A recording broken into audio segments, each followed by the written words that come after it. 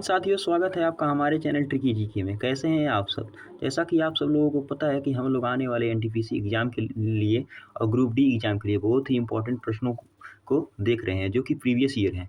तो चलिए आज की क्लास को हम लोग शुरू करते हैं। आज ये हमारा 8वीं क्लास है।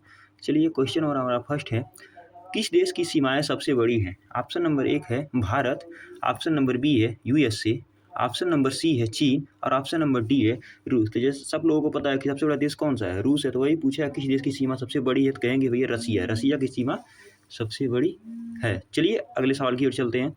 अगला सवाल है हमारा अगला हमारा अग... चलिए तो अगला क्वेश्चन देखते हैं। यूके में कौन कौन देश शामिल हैं? ऑप्शन नंबर 1 है इंग्लैंड, वेल्स, स्कॉटलैंड एंड उत्तरी आयरलैंड। ऑप्शन नंबर बी है उत्तरी आयरलैंड, इंग्लैंड और स्कॉटलैंड। ऑप्शन नंबर सी है स्कॉटलैंड और वेल्स। ऑप्शन नंबर डी है इनमें से कोई नहीं। तो यूके में कौन कौन देश आते हैं? कहेंगे भैया ऑप्शन नंबर 1 कौन कौन आते हैं? इंग्लैंड आता है, वेल्स आता है, स्कॉटलैंड आता है और उत्तरी आयरलैंड आता है। चलिए अगले सवाल पे चलते हैं। अगला सवाल है हमारा, निम्न में से कौन सबसे बड़ा लोकतांत्रिक देश है? तो सबसे बड़ा लोकतांत्रिक देश कौन है? हमारा प्यारा भारत है। कौन है भैया? कहेंगे हमारा प्यारा भारत सबसे बड़ा लोकतांत्रिक देश है। चलिए अगले सवाल की ओर चलते हैं। अगला सवाल है, फेयर लवली उत्पाद जो कि हम लोग लगाते हैं, फेयर लवली कहाँ है, कौन सी कंपनी बनाती है? ऑप्शन नंबर 1 है विप्रो, ऑप्शन नंबर बी है आईटीसी, ऑप्शन नंबर सी है एचयूएल और ऑप्शन नंबर डी है पीएनडजी। तो आप लोगों ने देखा ना होगा, उस पर लिखा होता है एचयूएल, मतलब Hindustan Unilever. Option number C हो जाएगा। कौन सा हो जाएगा? Option number C. चलिए अगले सवाल की ओर चलते हैं। अगला सवाल है, निम्नलिखित में से कौन सी स्थानीय भाषा अधिकांश स्थानीय लोगों द्वारा बोली जाती है और इसे कास्तेल्नो भी कहा जाता है? तो सिंपली से पूछा है कास्तेल्नो किस भाषा को कहा जाता है? तो कास्तेल्नो ऑप्शन नंबर 1 है इटालवी, ऑप्शन नंबर 2 है स्पेनिश, ऑप्शन नंबर सी है पुर्तगाली और ऑप्शन नंबर डी है यूनानी। कहेंगे ये कास्तेल्नो कहते हैं स्पेनिश भाषा। किस भाषा को? स्पेनिश भाषा को बोलते हैं कास्तेल्नो। चलिए अगला सवाल देखते हैं। अगला सवाल है, भारत का कौन सा शहर सिटी ऑफ पैलेसेस के नाम से जाना जाता है? ऑप्शन नंबर 1 है आगरा, ऑप्शन नंबर बी है हैदराबाद, ऑप्शन नंबर सी है मैसूर और ऑप्शन नंबर डी है चेन्नई। तो कहेंगे भैया जो मैसूर है उसको बोलते हैं सिटी ऑफ पैलेसेस। भारत का मैसूर सिटी ऑफ पैलेसेस कहा जाता है। चलिए अगले सवाल की ओर बढ़ते हैं। अगला सवाल है, भूटान की राजधानी कहाँ है? तो राजधानी आप लोगों को हर देश की याद ही होगी, ये बहुत ईजी क्वेश्चन है। भूटान की राजधानी कहाँ है? कहेंगे भैया थिम्पू भूटान की राजधानी है। चलिए अगले सवाल की ओर चलते हैं। अगला सवाल है, प्रसिद्ध नाटक मृच्छकटिकम किसने लिखा है? ये भी बहुत बार क्वेश्चन पूछ चुका है। ऑप्शन नंबर ए है भास, ऑप्शन नंबर बी है अश्वघोष, ऑप्शन नंबर सी है भवभूति और ऑप्शन नंबर डी है शूद्रक। तो मृच्छकटिकम किसकी है भैया? कहेंगे भैया ये शूद्रक की रचना है। किसकी है? शूद्रक की रचना है। चलिए अगले सवाल की ओर बढ़ते हैं। अगला सवाल है, थांगटा निम्न में से किस भारतीय राज्य का मार्शल आर्ट है? Option number A Manipur, option number B Sikkim, option number C Assam और ऑप्शन नंबर डी है मिजोरम। थांगटा कहाँ का थांगटा है? भैया कहेंगे भैया मणिपुर का है। कहाँ का है? मणिपुर का है थांगटा, मार्शल आर्ट है। चलिए अगले सवाल की ओर बढ़ते हैं। अगला सवाल है, भारतीय फिल्म और टेलीविजन संस्थान किस शहर में स्थित है? Option number 1 Ahmedabad, option number B Nai Delhi, option number C Mumbai और ऑप्शन नंबर डी पुणे। तो भारतीय फिल्म और टेलीविजन संस्थान कहाँ पर है? कहेंगे भैया पुणे में है। कहाँ पर है? पुणे में स्थित है। चलिए अगले सवाल की ओर बढ़ते हैं। हमारा अगला सवाल है, प्रसिद्ध विजय विट्ठल मंदिर कहाँ स्थित है? ऑप्शन नंबर 1 है हम्पी में, ऑप्शन नंबर बी है भद्राचलम, ऑप्शन नंबर सी है रंगपुरम और ऑप्शन नंबर डी है वेल्लूर। कहेंगे भैया हम्पी में स्थित है। कहाँ स्थित है? हम्पी में स्थित है। चलिए अगले सवाल की ओर बढ़ते हैं। अगला सवाल है हमारा, एशियाई खेलों में स्वर्ण पदक जीतने वाली पहली भारतीय महिला कौन थी? पहली भारतीय महिला कौन थी? Option number 1 Shahini Abraham, option number B Sunita Rani, option number C PT Usha और ऑप्शन नंबर डी है कमलजीत संधू। कहेंगे भैया एशियाई खेलों में पहले स्वर्ण किसने जीता था? तो ये प्रथम भारतीय महिला है कमलजीत संधू। कौन है? कमलजीत संधू। चलिए अगले सवाल की ओर बढ़ते हैं। अगला सवाल है, पालिताना मस्जिद कहा है जो पालिताना मंदिर है निम्न में से किस शहर में स्थित है? ऑप्शन नंबर 1 है Mount Abu, option number B है नासिक, ऑप्शन नंबर सी है उज्जैन और ऑप्शन नंबर डी है भावनगर। तो पालिताना मंदिर कहाँ पर है भैया? कहेंगे भैया भावनगर गुजरात में है। कहाँ पर है? भावनगर गुजरात में स्थित है। चलिए अगले सवाल की ओर बढ़ते हैं। रामोजी फिल्म सिटी भारत के किस राज्य में स्थित है? रामोजी जो फिल्म सिटी है किस शहर में स्थित है? ऑप्शन नंबर ए है कोलकाता, ऑप्शन नंबर बी है जयपुर, ऑप्शन नंबर सी है हैदराबाद और ऑप्शन नंबर डी है पुणे। तो कहेंगे भाई जो रामोजी फिल्म सिटी है हैदराबाद में स्थित है। कहाँ पर? हैदराबाद में स्थित है। चलिए अगले सवाल की ओर बढ़ते हैं। अगला सवाल है हमारा, भारत के किस शहर को सिटी ऑफ चिलीज कहा जाता है? तो आपने पीछे अभी देखा होगा सिटी ऑफ पैलेसेस पूछा था जो कि मैसूर था। अब यहाँ पर पूछा है भारत का कौन सा शहर सिटी ऑफ चिलीज कहा जाता है। तो ऑप्शन नंबर 1 है तेजपुर, ऑप्शन नंबर 2 है गुंटूर, ऑप्शन नंबर 3 है विजयवाड़ा और ऑप्शन नंबर डी है इनमें से कोई नहीं। यानी सिटी ऑफ चिलीज है गुंटूर को बोलते हैं। कौन से शहर को? गुंटूर को बोलते हैं। चलिए अगले सवाल की ओर बढ़ते हैं। अगला सवाल है तंजावुर में बृहदेश्वर मंदिर किन शासकों ने बनाया था? ऑप्शन नंबर 1 है चेरों ने, ऑप्शन नंबर बी है चोलों ने, ऑप्शन नंबर सी है पल्लवों ने और ऑप्शन नंबर डी है कुषाणों ने। तो कहेंगे वे जो बृहदेश्वर मंदिर है उसको चोल शासकों ने बनाया था। किसने बनाया था? चोल शासकों ने बनाया था। चलिए अगले सवाल की ओर बढ़ते हैं। अगला सवाल है एम एफ हुसैन का संबंध किस क्षेत्र से है? M F Hussain option number चित्रकला से है, ऑप्शन नंबर बी संगीत से है, ऑप्शन नंबर सी नृत्य से, ऑप्शन नंबर डी नाटक से। कहेंगे भी नहीं, इसमें कोई नहीं, इसे है चित्रकला से। किससे है? चित्रकला से है। ठीक है, एम एफ हुसैन का संबंध किससे है? चित्रकला से। चलिए अगले सवाल की ओर बढ़ते हैं। अगला सवाल है निम्न में से किसे शल्य चिकित्सक के रूप में जाना जाता है? तो शल्य चिकित्सक कौन है भैया? ऑप्शन नंबर 1 चाणक्य हैं, option number B Amar Singh हैं, ऑप्शन नंबर सी सुश्रुत हैं और ऑप्शन नंबर डी चाणक्य। कहेंगे वे जो सुश्रुत हैं वही हैं शल्य चिकित्सक के जनक। चलिए अगले सवाल के रूप में चलते। अगला सवाल है हमारा निम्नलिखित में से किसे विश्व कवि के रूप में जाना जाता है? तो विश्व कवि कौन जाने जाते हैं? Option number 1 Rabindranath Tagore, option number 2 बाल गंगाधर तिलक, ऑप्शन नंबर 3 सुब्रमण्यम भारती और ऑप्शन नंबर डी इनमें से कोई नहीं। कहेंगे भी जो हमारे रविन्द्रनाथ टैगोर हैं राष्ट्रगान के रचयिता, उन्हीं को कहा जाता है विश्व गुरु। चलिए अगले सवाल की ओर बढ़ते हैं। अगला सवाल है हमारा क्रिप्स मिशन भारत में कब आया था? ऑप्शन नंबर 1 है 1944 में, ऑप्शन नंबर बी है 1943 में, ऑप्शन नंबर सी है 1942 में और ऑप्शन नंबर डी है 1945 में। तो कहेंगे ये जो क्रिप्स मिशन आया था सन 1942 में क्रिप्स मिशन आया था। चलिए अगले सवाल की ओर बढ़ते हैं। अगला सवाल है हमारा भारत का पहला नगर निगम कौन था? भारत का पहला नगर निगम कौन था? ऑप्शन नंबर 1 है कलकत्ता, ऑप्शन नंबर बी है अहमदाबाद, ऑप्शन नंबर सी है बॉम्बे और ऑप्शन नंबर डी है मद्रास। कहेंगे ये जो भारत का पहला नगर निगम था वो मद्रास था। कौन सा था? मद्रास। चलिए अगले सवाल की ओर बढ़ते हैं। अगला सवाल है राष्ट्रीय खेल विश्वविद्यालय किस राज्य में स्थित है? तो पूछा है राष्ट्रीय खेल विश्वविद्यालय कहाँ पर है? तो कहेंगे ये मणिपुर में। कहाँ पर है? मणिपुर में स्थित है। चलिए अगले सवाल की ओर बढ़ते हैं। अगला सवाल है दूसरा तमिल संगम निम्नलिखित में से किस स्थान पर हुआ था? ऑप्शन नंबर 1 है तिरुवेली, ऑप्शन नंबर बी है मदुरई, ऑप्शन नंबर सी है कपाटपुरम और ऑप्शन नंबर डी है इनमें से कोई नहीं। कहेंगे वे दूसरा हुआ था कपाटपुरम में और पहला कहाँ हुआ था? पहला हुआ था मदुरई में। चलिए अगले सवाल की ओर बढ़ते हैं। अगला सवाल है क्राइस्ट द रिडीमर प्रतिमा किस देश में स्थित है? तो क्राइस्ट द रिडीमर कहाँ पर है? ऑप्शन नंबर 1 है इंग्लैंड में, ऑप्शन नंबर बी है पुर्तगाल, ऑप्शन नंबर सी है यूएसए और ऑप्शन नंबर डी ब्राज़ील। तो कहेंगे भैया ब्राज़ील में है क्राइस्ट द रिडीमर। कहाँ पर है? ब्राज़ील में। चलिए अगले सवाल की ओर बढ़ते हैं। अगला सवाल है निम्न में से किसे प्रसिद्ध खेल निम्नलिखित में से किसने प्रसिद्ध खेल सांप सीढ़ी का सृजन किया था? तो सिंपल से पूछा है सांप सीढ़ी जो खेल होता है उसका सृजन किसने किया था? तो कहेंगे ज्ञानदेव ने किया था। किसने किया था? ज्ञानदेव ने किया था। चलिए अगले सवाल की ओर बढ़ते हैं। अगला सवाल है पहला गुट निरपेक्ष सम्मेलन कहाँ हुआ था? तो गुट निरपेक्ष सम्मेलन इसका मतलब क्या होता है कि हम किसी भी पक्ष में नहीं है। तो ऑप्शन नंबर 1 है बेलग्रेड, ऑप्शन नंबर बी है लंदन, ऑप्शन नंबर सी है न्यूयॉर्क और ऑप्शन नंबर डी है इसमें से कोई नहीं। कहेंगे वे कहाँ हुआ था? कहेंगे वे बेलग्रेड में हुआ था। कहाँ पर हुआ था? बेलग्रेड में, सर्बिया की राजधानी बेलग्रेड में। चलिए अगले सवाल की ओर चलते हैं। अगला सवाल है किस राज्य में मधुबनी पेंटिंग प्रचलित है?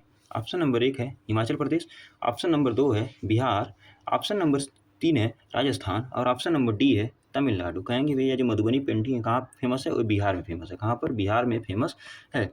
चलिए अगले सवाल की ओर बढ़ते हैं। अगला सवाल है हरिप्रसाद चौरसिया का संबंध है। ऑप्शन नंबर 1 तबला वादक, ऑप्शन नंबर बी सितार वादक, ऑप्शन नंबर सी बांसुरी वादक और ऑप्शन नंबर डी गिटार वादक। कहेंगे भैया हरिप्रसाद चौरसिया का संबंध है बांसुरी वादक से, क्योंकि हरि माने कृष्ण भगवान और कृष्ण भगवान क्या बजाएंगे? बांसुरी। चलिए अगले सवाल की ओर बढ़ते हैं। अगला सवाल है कुन्नाकुड़ी वैद्यनाथन संबंधित है। तो कहा है कुन्नाकुड़ी वैद्यनाथन किससे संबंधित है? ऑप्शन नंबर 1 है वायलिन, ऑप्शन नंबर बी है वीणा, ऑप्शन नंबर सी है गिटार और ऑप्शन नंबर डी है तबला वादक। तो कहेंगे भैया जो कुन्नाकुड़ी वैद्यनाथन है उनका संबंध नहीं वायलिन, क्या बजाते हैं? तो वायलिन बजाते हैं। चलिए अगले सवाल की ओर बढ़ते हैं। अगला सवाल है यहूदी मेनुहीन का संबंध किससे है? तो इनका भी संबंध ही वायलिन से है। इनका संबंध है यहूदी मेनुहीन का संबंध है वायलिन से। चलिए अगले सवाल की ओर बढ़ते हैं। अगला सवाल है कर्नाटक संगीत के जनक कहे जाते हैं। तो कर्नाटक संगीत के जनक कौन कहे जाते हैं? ऑप्शन नंबर 1 है संत कनकदास, ऑप्शन नंबर बी है संत पुरंदरदास, ऑप्शन नंबर सी है संत त्यागराज और ऑप्शन नंबर डी है इनमें से कोई नहीं। कहेंगे भैया जो संत पुरंदरदास है उन्हीं को बोलते हैं कर्नाटक संगीत के जनक। चलिए अगले सवाल की ओर बढ़ते हैं। हमारा अगला सवाल है वह कौन सा वाद्य यंत्र जिस पर प्रत्येक राग बजाया जा सकता है?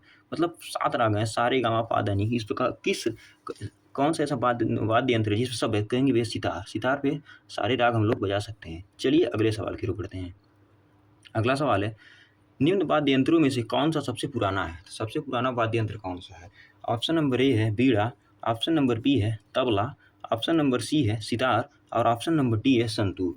तो बीड़ा मतलब अपने सरस्वती माँ का बीड़ा सबसे पुराना है। चलिए अगले सवाल की ओर बढ़ते हैं। अगला सवाल है हमारा, निम्न में से किसका संबंध संतूर से है? तो संतूर से कौन संबंधित रखते हैं? ऑप्शन नंबर ए है Pandit Shiv Kumar Sharma, option number B है Ustad Bismillah Khan, option number C है अमजद अली खान और ऑप्शन नंबर डी है हरि प्रसाद चौरसिया। तो संतूर से आपको 2 लोग याद रखना है, पंडित शिव कुमार शर्मा और भजन सुपारी। तो यहाँ पर पंडित शिव कुमार शर्मा दिए तो ऑप्शन नंबर 1 सही हो जाएगा। चलिए अगले सवाल की ओर बढ़ते हैं।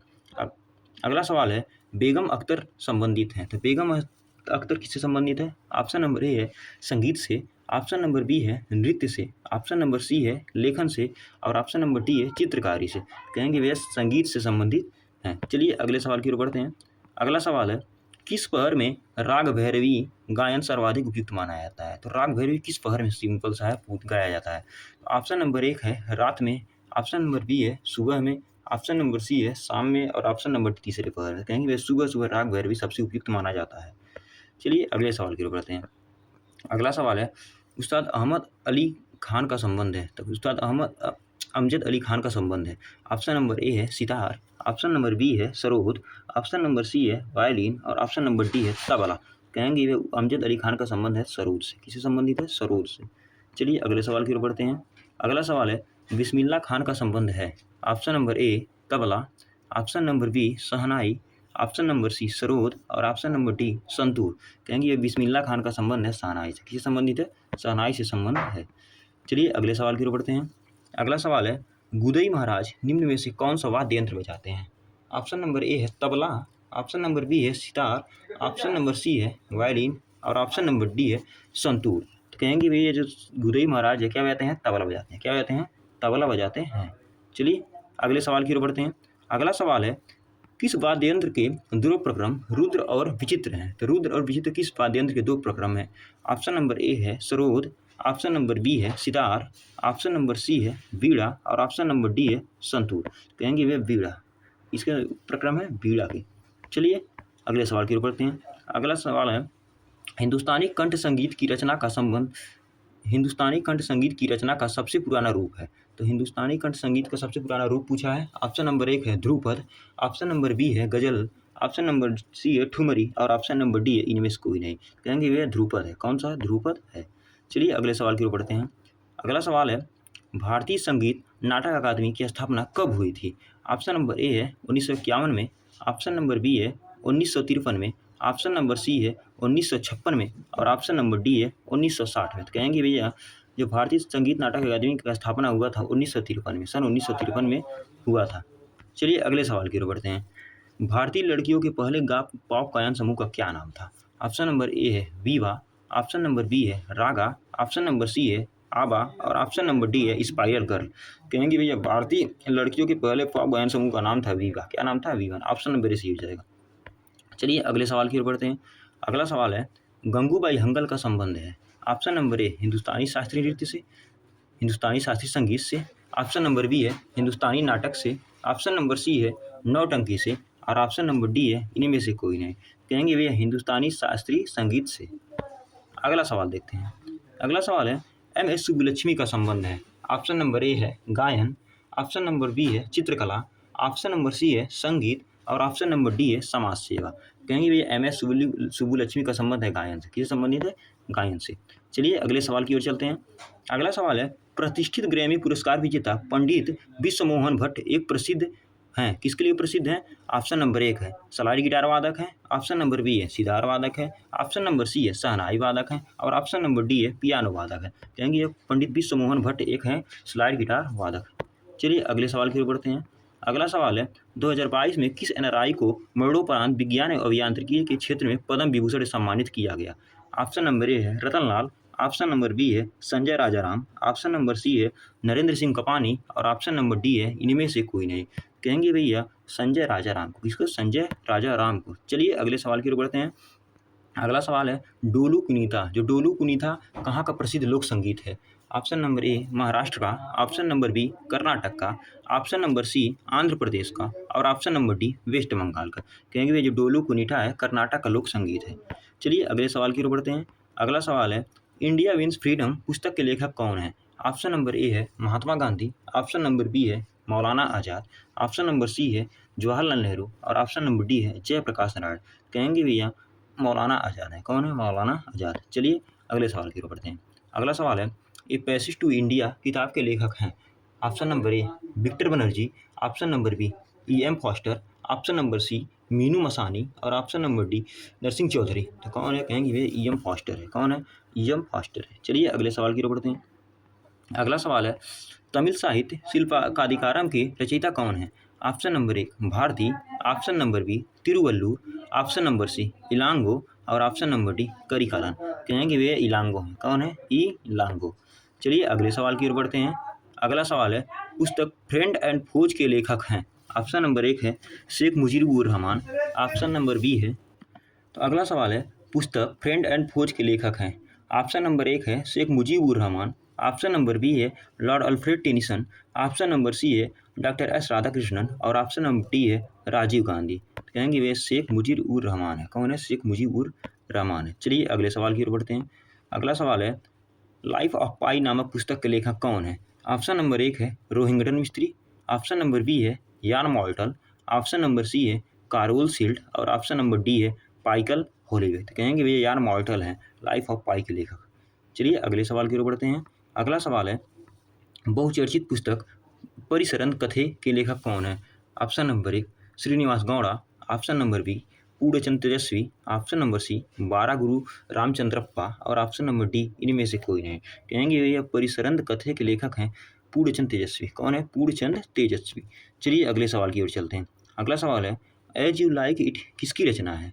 ऑप्शन नंबर ए है Pearl S Buck, option number B है शेक्सपियर, ऑप्शन नंबर सी है जॉन किट्स और ऑप्शन नंबर डी है इनमें से कोई नहीं। क्योंकि जो एज यू लाइक इट है ये रचना है शेक्सपियर की। किसकी रचना है? शेक्सपियर की। चलिए अगले सवाल की ओर बढ़ते हैं। अगला सवाल है हमारा, अगला सवाल है अभ्युदय समाचार पत्र से संबंधित है। कौन संबंधित है अभ्युदय समाचार पत्र से? ऑप्शन नंबर ए है संपूर्णानंद, ऑप्शन नंबर बी है Jawaharlal Nehru, option number C है सुचिता कृपलानी और ऑप्शन नंबर डी है महामना मदन मोहन मालवीय। कहेंगे भैया महामना मदन मोहन मालवीय। चलिए अगले सवाल की ओर बढ़ते हैं। अगला सवाल है भारत की प्रथम हिंदी साहित्यिक पत्रिका की स्थापना किसके द्वारा की गई थी? तो जो भारत की प्रथम हिंदी साहित्यिक पत्रिका की स्थापना पूछा किसने की थी? ऑप्शन नंबर ए है Bharatendu Harishchandra, option number B है प्रेमचंद, ऑप्शन नंबर सी है माखनलाल चतुर्वेदी और ऑप्शन नंबर डी है जयदेव। तो कहेंगे भैया भारत तेंदु हरिश्चंद्र। चलिए अगले सवाल की ओर बढ़ते हैं। अगला सवाल है इंडिया डिवाइडेड के लेखक हैं? तो इंडिया डिवाइडेड के लेखक कौन है? ऑप्शन नंबर ए है Maulana Abul Kalam Azad, option number B है Mahatma Gandhi, option number C है सी राजगोपालाचारी और ऑप्शन नंबर डी है डॉक्टर राजेंद्र प्रसाद। तो कहेंगे भैया भारत के प्रथम राष्ट्रपति डॉक्टर राजेंद्र प्रसाद ने लिखा है इंडिया डिवाइडेड। चलिए अगले सवाल की ओर चढ़ते हैं। अगला सवाल है उपन्यास वार एंड पीस के लेखक कौन है? वार एंड पीस किसने लिखा है? ऑप्शन नंबर ए है Leo Tolstoy, option number B है G B. Shaw, option number C है जॉन रस्किन और ऑप्शन नंबर डी है इनमें से कोई नहीं। तो कहेंगे भैया लियो टॉल्स्टॉय है। कौन है? Leo Tolstoy. चलिए अगले सवाल की ओर बढ़ते हैं। अगला सवाल है माई गर्लहुड आत्मकथा के लेखक कौन है? ऑप्शन नंबर ए है अरुंधति राय, ऑप्शन नंबर बी है Taslima Nasreen, option number C है मेधा पाटेकर और ऑप्शन नंबर डी है शोभा डे। कहेंगे भैया तस्लीमा नसरीन है। कौन है? तस्लीमा नसरीन। चलिए अगले सवाल की ओर बढ़ते हैं। अगला सवाल है हाल ही में प्रकाशित स्टेप अक्रॉस द लाइन नामक पुस्तक के लेखक हैं।